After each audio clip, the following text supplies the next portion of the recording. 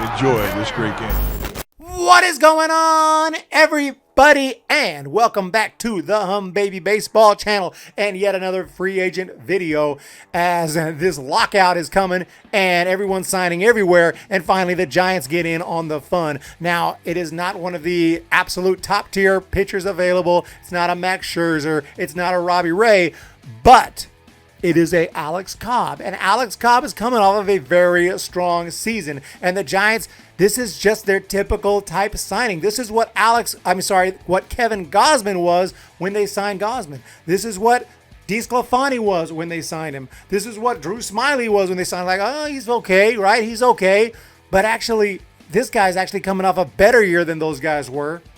And based on what we've seen with the Giants coaching staff and everything, there's no reason to think he's going to come over here and stink it up, which he has done in prior years, especially with the Orioles in the past. We'll get to some of those numbers, but Alex Cobb is I'm happy about it. I talked about that he was one of the top three guys I wanted. Robbie Ray, Marcus Stroman, and Alex Cobb were three guys that I was kind of looking at as strong possibilities. And yeah, Cobb wasn't my first choice. That would have been Ray, but I'm happy about it. Per San Francisco Giants news, they say that the Giants have signed Alex Cobb to a 2-year deal worth around 18 to 22 mil. I don't know if that is the correct amount right now, but that's what it says there.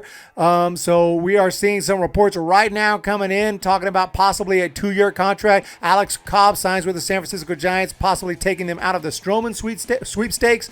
Alex Cobb, really, I was hoping for Marcus Stroman. So some fans not too happy about it. Again, we will look at his stats here shortly. Alex Cobb signed a deal with the San Francisco Giants. And with the Angels this season, 2021, the season that just ended, he started 18 games. He had a very nice 8-3 record, a very good 3.76 ERA, but his FIP, which is a more, accurate indication of how many runs he gives up, because this takes into ballparks and other information, it's a 2.92 FIP. He gave up just 5 home runs in 93 innings, improving from giving up 8 home runs in just 52 innings in 2020, which was an improvement from his horrific 2019, which he gave up 9 home runs in only 12.1 innings. And back in 2018, he was just bad. 5-15, 4.9 ERA. Strikeout ratio was bad, and he has completely turned that around. He is not the same pitcher he was in 2018, and I find it very unlikely that he reverts back to that 2018-2019 pitcher that was terrible. He was dealing with stuff, injuries and whatnot, and obviously mechanical problems. He got it all figured out, and he was really good this year, and I can see him being even better in 2022 once he puts on that Giants uniform. Hey, great things can happen with Alex Cobb. We could be loving this dude. He could end up being the ace.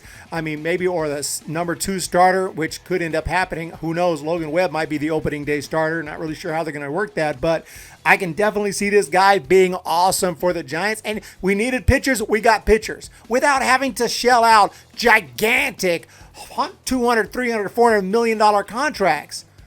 You get a guy and you still have lots of money to spend later on in the offseason, maybe even in the next day or two before this lockout starts. So I personally am thrilled about this move. And Alex Wood, I keep calling him Alex Wood. He's also in the rotation. Alex Cobb struck out 98 guys in 93.1 innings this season as well. And he was just fantastic for the Angels. And I'm really excited about this. And if you're disappointed, I'm sure there's going to be some Giants fans who are not happy about it. Let me know in the comments down below. But, they just won 107 games with guys that they've signed like this, with no big giant ace that they have to pay a whole bunch of money to. They did it with guys like Gausman, DeSclafani, Wood, Webb, whatnot. Kazmir, they get whoever they could, and the Giants won 107 games. So I don't think there's any reason that we have to go spend a ton of cash. Don't get me wrong, I'd love to have one of those big-time guys, one of those top guys, but I think that this guy could turn out to be close to a top guy. Maybe, who knows? I know he's a little bit older. He's 34 years old. He's not, as young as a Gausman or something when we signed Gausman. But you can see right now we already got Webb. We know he's going to be a big part of the rotation. Brought back DeSclafani, who was awesome for us.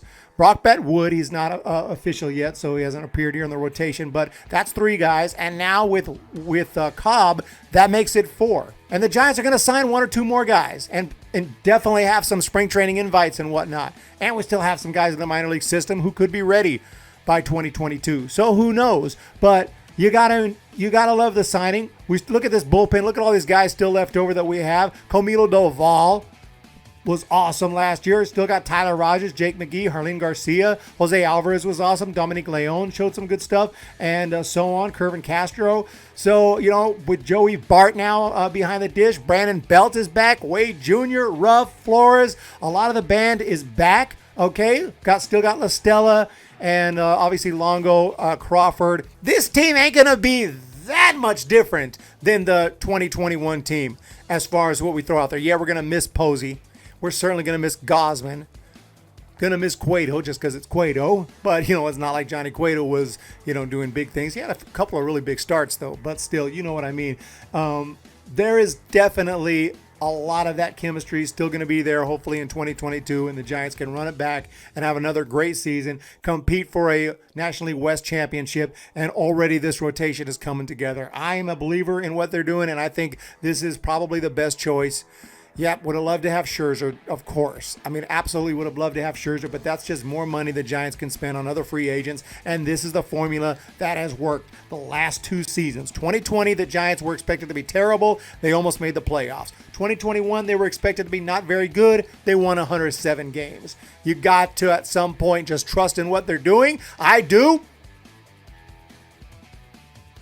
And I'm really happy about this move. This guy's going to be great in 2022. No doubt about it. I got Alex Cobb having a great year in 2022, winning at least 15 games or more and having a solid ERA.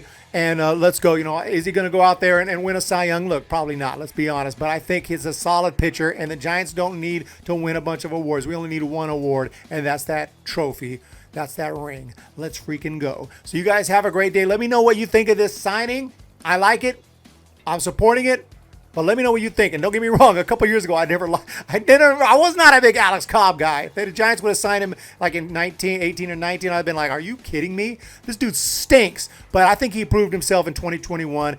He proved that he is over whatever the hell was wrong with him before that, and that he is solid now. And with the Giants coaching staff who just, work magic, and it seems like anyone who signs with the Giants and puts on a Giants uniform suddenly becomes a great pitcher, at least the last couple of years. So, with very few exceptions. So I think that this is fine, and I'm looking forward to see who else the Giants pick up. Let me know what you guys think, though, and I appreciate all your support. Hit that thumbs up, hit that subscribe. We'll talk to you later. See ya. When the Giants come to town, it's bye-bye, baby. Every time the chips are down, it's bye-bye, baby. History's in the making at Oracle Park.